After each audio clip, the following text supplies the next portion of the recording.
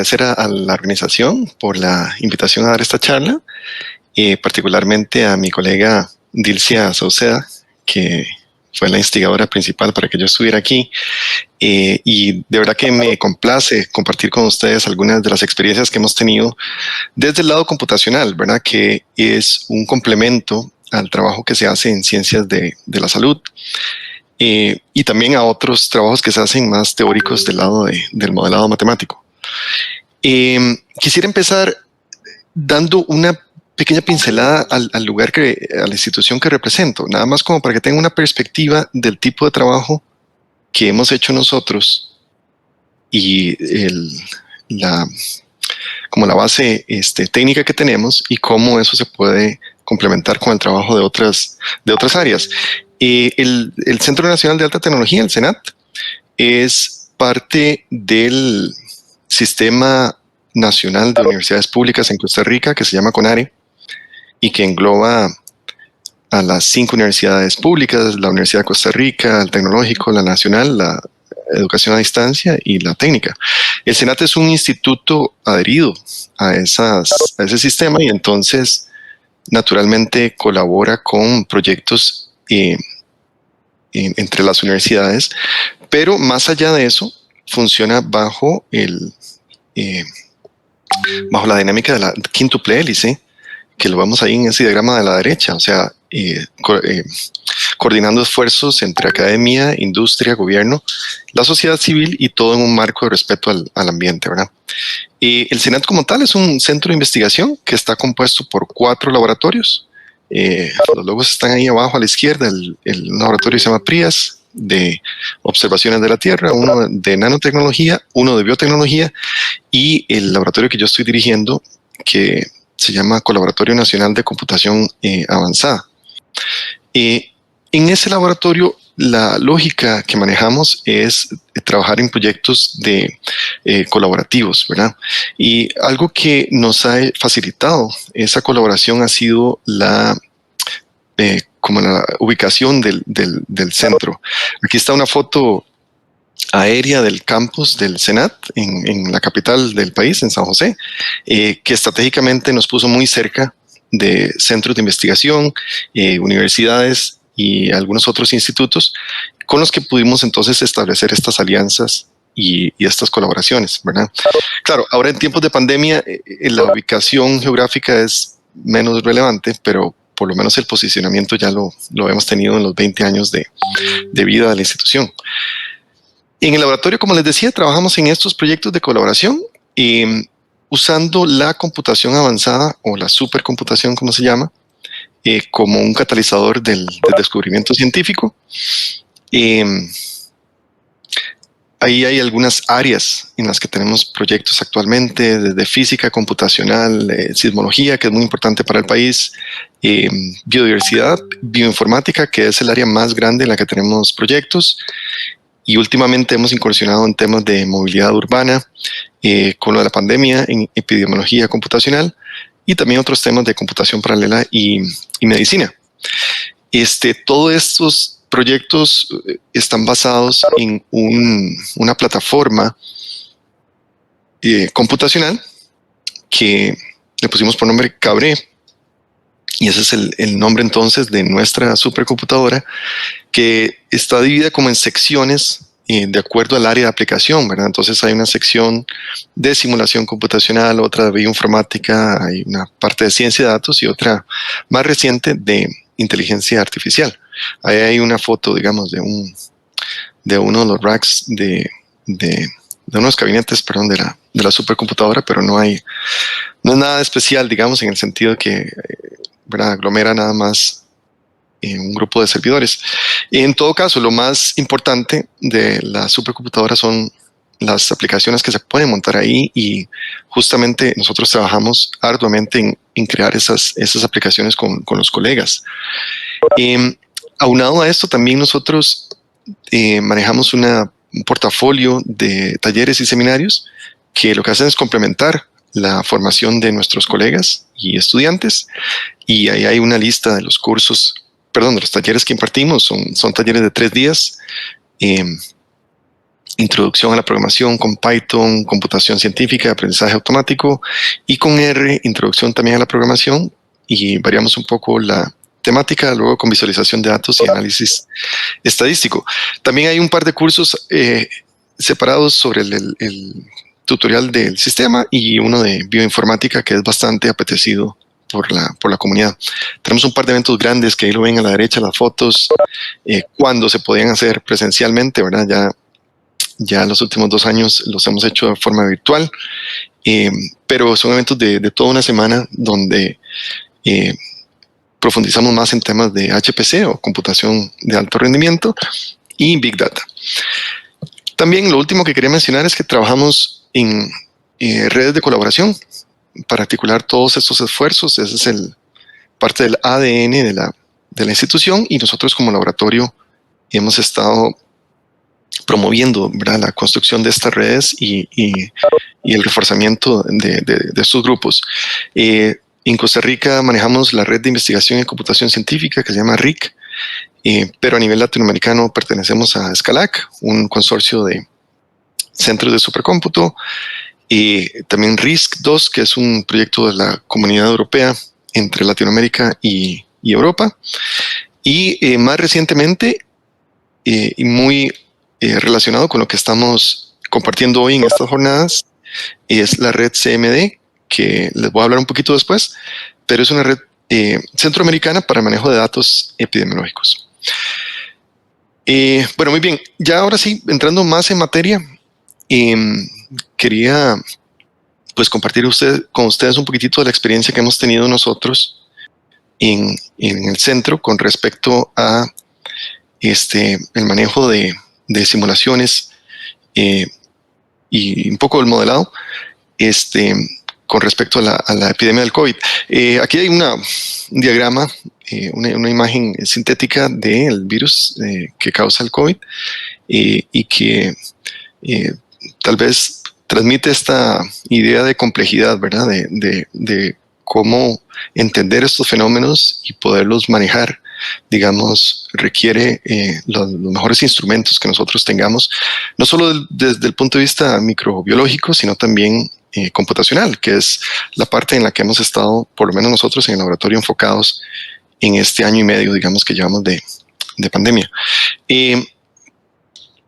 Quería enseñar, digamos, como repasar un poquito lo que Doraceli ya me parece que cubrió bastante bien sobre las simulaciones epidemiológicas.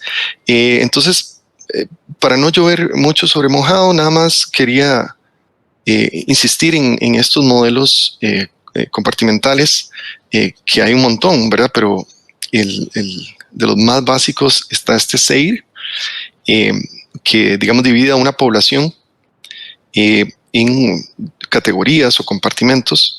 En este caso hay 4, ¿verdad? Pero de nuevo, esto es una base.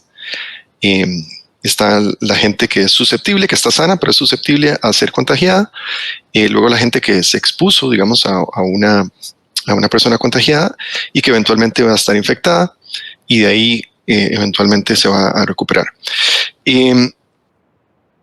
Como les digo, este es el diagrama más sencillo, bueno, sí, más sencillo, o de los más sencillos que pueden haber, pero los modelos tienden a sofisticarse un montón con estados, subestados y también transiciones que van de vuelta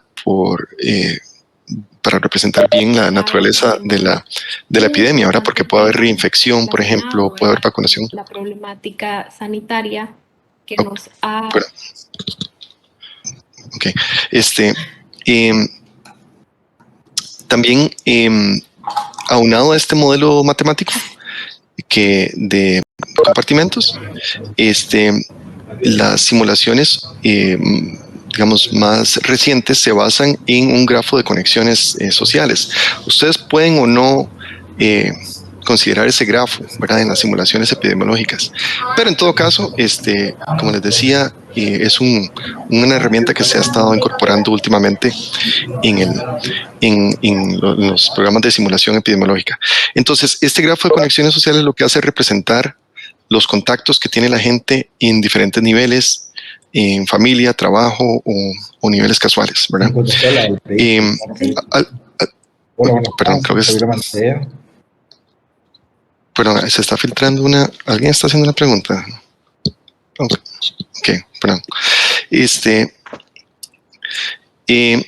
Ok, les decía que sí, estas simulaciones entonces tienen estos dos componentes así fundamentales, pero claro, uno los puede hacer mucho más sofisticados, ¿verdad? Algo que quería mencionar es que los modelos que presentó ahora Doraceli y que me parece vamos a tener un taller en la tarde de ellos, se pueden resolver analíticamente, ¿verdad? Tomando en cuenta que el número de personas que está en cada uno de esos estados que ustedes ven arriba puede tomarse como una variable continua y entonces uno puede resolver las ecuaciones diferenciales y generar las proyecciones, ¿verdad? Otra forma de hacerlo es resolverlo discretamente como hemos hecho nosotros y utilizar un sistema, perdón, un modelo estocástico donde hay probabilidades de que los individuos pasen de un estado al otro. Y ahorita les voy a mencionar un poquito más al respecto. Nosotros empezamos a trabajar hace como un año con un grupo en el Instituto Tecnológico de Paraná, en Brasil, en la construcción de una plataforma de simulación que se llama Corona Más Más y que permite estudiar la epidemia del COVID de forma computacional. Vean el diagrama de estados que estamos utilizando en ese programa. Es un poco más complejo el que vimos anteriormente, pero justamente ilustra ese potencial que existe, digamos, en los modelos matemáticos de poderlos refinar tanto como queramos. Entonces ahí vemos que todos los individuos empiezan en estado saludable arriba, que es el susceptible en el modelo SEIR, y ahí van pasando a otros estados de acuerdo si hay vacunación, en cuyo caso se estaría directamente pasando al estado inmune. Todo esto tiene que tomarlo con un grano de sal, ¿verdad? Porque la inmunidad no es total, ¿verdad? Nosotros manejamos una probabilidad en todas las transiciones que ustedes ven en este diagrama. Pero bueno, si ustedes siguen la transición desde el estado saludable hasta abajo, en el estado de incubación, hay un estado grande que está representado por esa línea punteada, que es el estado infectado, y dentro del estado infectado hay como subestados, si ustedes lo ven, asintomático, presintomático, y los diferentes niveles de la enfermedad, que puede ser leve, severo o crítico. Hay un estado para la gente que fallece, que es el estado de muerto, y para el que se recupera, el estado de inmune. Y de nuevo, de repente podemos tener transiciones cíclicas, digamos, que saquen a la gente de la inmunidad y lo vuelvan a poner susceptible.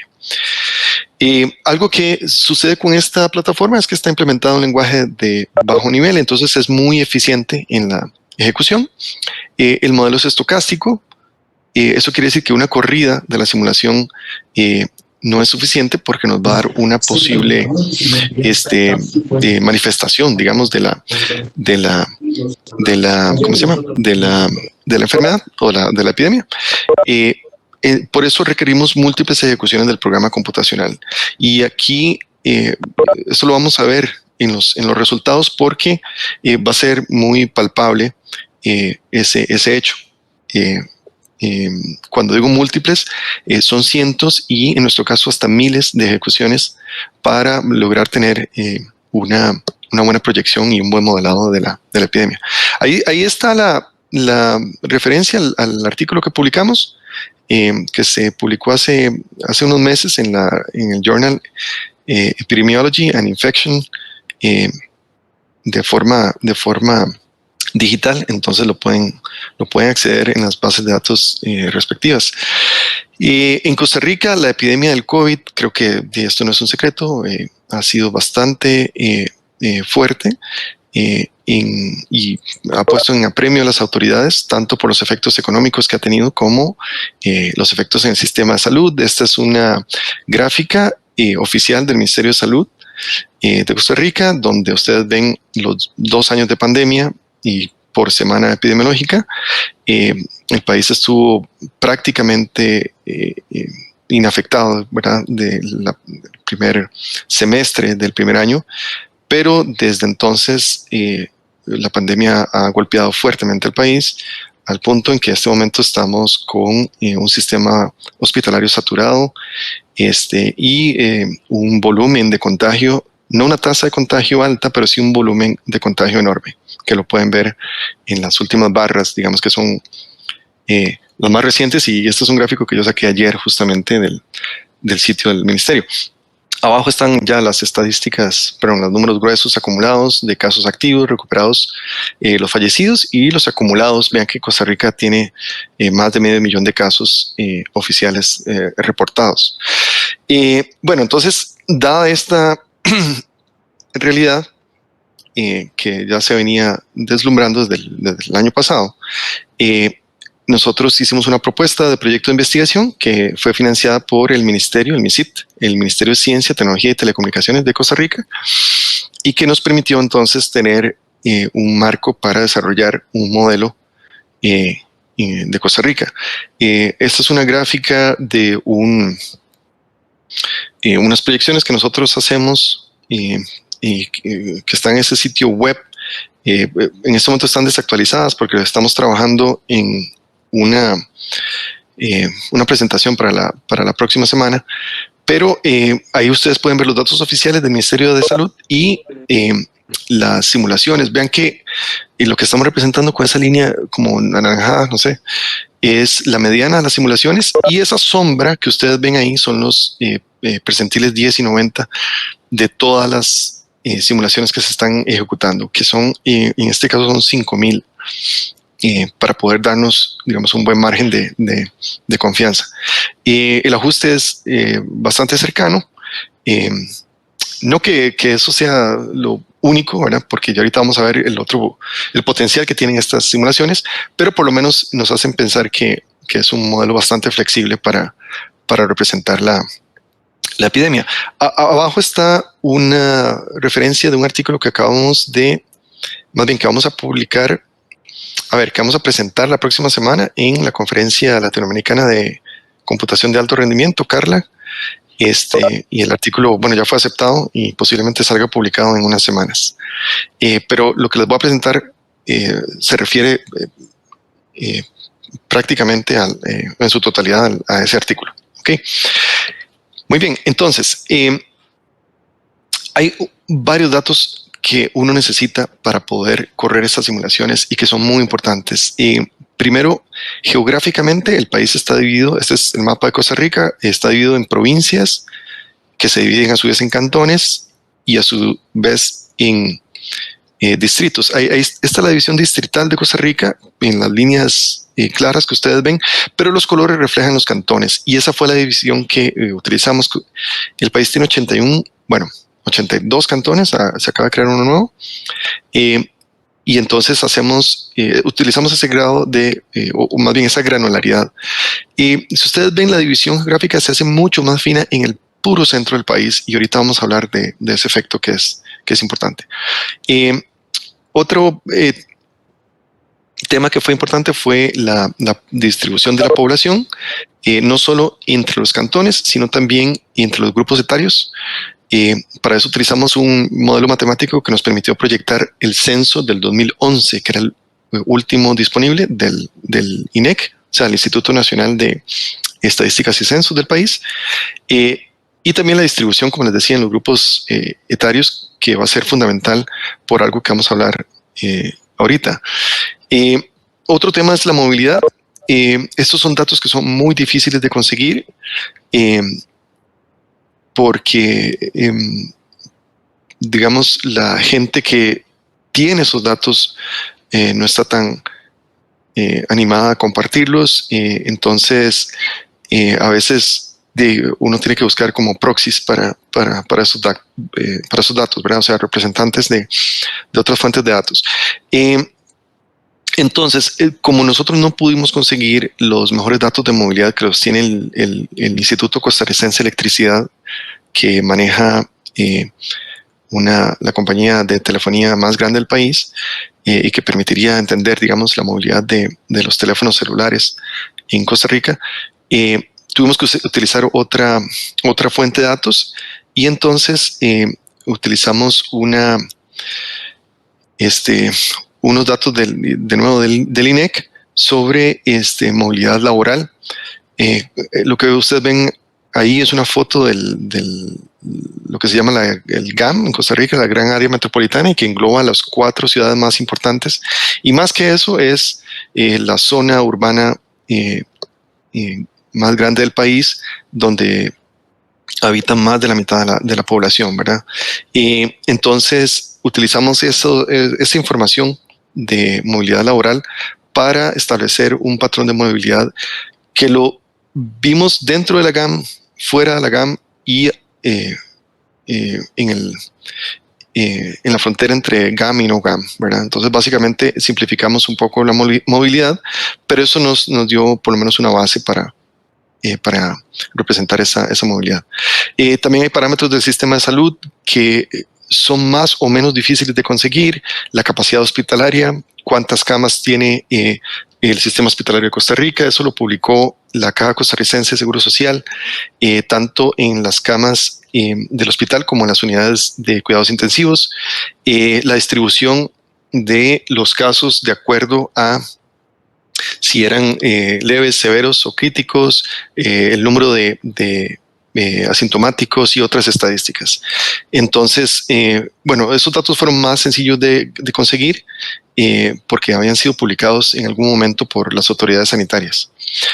Y finalmente veo parámetros sociales, que estos los tomamos de estadísticas de institutos de industrias en el país, y también otros ministerios, ¿verdad? Y aquí hay una tabla con el número de familias en Costa Rica y también del sistema escolar, que es muy importante porque también lo modelamos en uno de los escenarios. Vean que ahí el número de estudiantes por escuela en Costa Rica dice 117.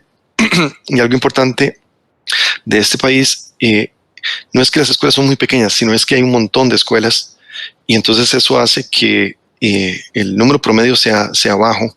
Vean que el número de estudiantes por clase parece como 8 el promedio. Eso es porque hay muchas escuelas que inclusive son unidocentes y que tienen pues pocos estudiantes, pero la cantidad de esas escuelas es significativa.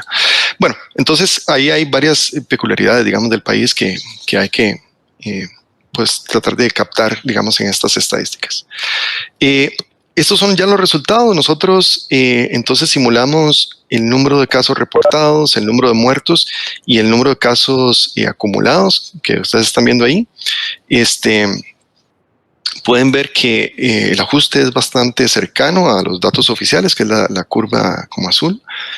Y algo muy interesante es que si ustedes ven los casos recuperados, que son en la figura de abajo, el ajuste no es bueno, pero más bien creemos que la proyección de nosotros es más creíble que los datos oficiales.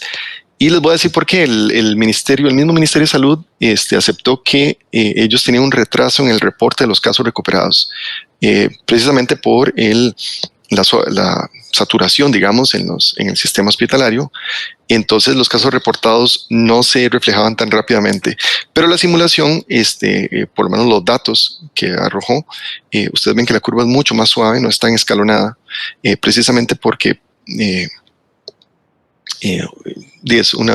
creemos que es una mejor representación de lo que en realidad está sucediendo. Nosotros analizamos varios escenarios. Aquí hay uno que es el de vacunación. La vacunación actual la ven en la curva en azul, pero lo que simulamos nosotros fue más bien qué hubiera pasado si hubiéramos tenido una vacunación mucho más agresiva desde el inicio del periodo de vacunación, que en este país fue en diciembre del 2020. Entonces ahí modelamos varios escenarios de una vacunación mucho más agresiva, y como ustedes pueden ver, ahí se muestran los casos acumulados y los casos de fallecidos, y el impacto que eso hubiera tenido, digamos, en la situación actual. En todas esas estrategias consideramos variables también relativas al método de vacunación, ¿verdad? La vacuna más popular aquí en el país ha sido la de Pfizer por los contratos que ha hecho el Ministerio de Salud, y el porcentaje de efectividad era un 95% y un mes más o menos en total para poder desarrollar los anticuerpos. Entonces todas esas variables las pusimos las incluimos en la simulación. Voy a brincarme otros dos resultados en el mejor interés de terminar a tiempo, pero quiero nada más mencionar que modelamos el sistema educativo en diferentes estrategias de abrir las escuelas parcialmente y abrirlas con ciertas restricciones, ¿verdad? También en eventos sociales analizamos el impacto que hubiera tenido hacer eventos masivos que no se están permitiendo todavía en el país, y algunas otras reuniones familiares más pequeñas. Pero bueno, todo eso es posible gracias a la flexibilidad que nos permiten estas simulaciones. El potencial de esto es enorme, no solo para hacer proyecciones de las tendencias y el impacto de las decisiones de las autoridades sanitarias, sino también para validar algunos casos, como los casos recuperados que les mencioné. También podríamos estudiar algunas variables muy específicas, y algo muy interesante es que podemos con las simulaciones estimar variables ocultas. Las simulaciones nos arrojan, por ejemplo, el número de casos asintomáticos, que esos no se reportan. Las autoridades sanitarias no tienen un reporte de estos casos, pero que sí los arrojan las simulaciones. Bueno, muy bien. Esta es una pintura que a mí me encanta, de Peter Bruegel, del siglo XVI, se llama El triunfo de la muerte, y refleja un poco la forma en que la gente todavía en la alta Edad Media veía las epidemias, ¿verdad? Que esta es una pintura sobre la peste bubónica, que afectó a varias partes del mundo, pero en particular en Europa durante varios periodos históricos, y como que se nota esa desesperación, ¿verdad? Por estas epidemias. Nosotros creemos en un grupo de colegas que ahora tenemos más herramientas para hacerle frente, aun cuando las epidemias sean altamente complejas, y entonces creemos más bien en el triunfo de los datos, y por eso hemos creado esta red que se llama la red CMD, que está auspiciada por el SUCA y el SICA, que es el Sistema de Integración de Centroamérica, y también financiada por el Instituto de Investigación de Canadá. Y ahí está la dirección web de la página, y nada más quería invitarlos a participar en esta red. Quería comentarles rápidamente que los miembros fundadores somos estos 7 que estamos ahí, de diferentes universidades de Guatemala, Honduras y Costa Rica, y tenemos un miembro que es guatemalteco, pero está en una universidad de Estados Unidos. Pero la comunidad ha crecido todavía más, y en este momento hay 32 miembros de la región que representan diferentes disciplinas, y esto es muy importante, o sea, tener gente de tanto ciencias de la salud como de ingeniería, y también las ciencias básicas. Algo que hemos determinado como área de enfoque en la red es trabajar en estándares de manejo de datos en los sistemas de información epidemiológicos, también en los modelos matemáticos, que les presenté ya un trabajo sobre eso, y en la articulación institucional que hace falta para potenciar todo este tema. Como objetivos tenemos caracterizar el panorama de manejo de datos epidemiológicos de la región centroamericana, fomentar la colaboración entre colegas, también mejorar la formación en el manejo de datos epidemiológicos a través de talleres, y finalmente desarrollar una estrategia de autosostenibilidad de la red. Hemos estado construyendo la comunidad, ya hemos dado algunos seminarios y montado mecanismos de difusión. Pensamos también crear algunas publicaciones. Tenemos un taller la próxima semana sobre el manejo de la plataforma computacional que tenemos aquí en Senat, y también estamos pensando en una estrategia que nos permita llevar esto a largo plazo. Entonces, pues quería dejarlos ahí con la presentación, invitarlos a colaborar en la red, Ahí está, como les mencionaba, la página web y la página de Facebook, donde nos pueden seguir y darse cuenta de todas las actividades. En la página también se pueden inscribir en la red y así recibir notificaciones sobre las oportunidades. Y bueno, no, muchísimas gracias.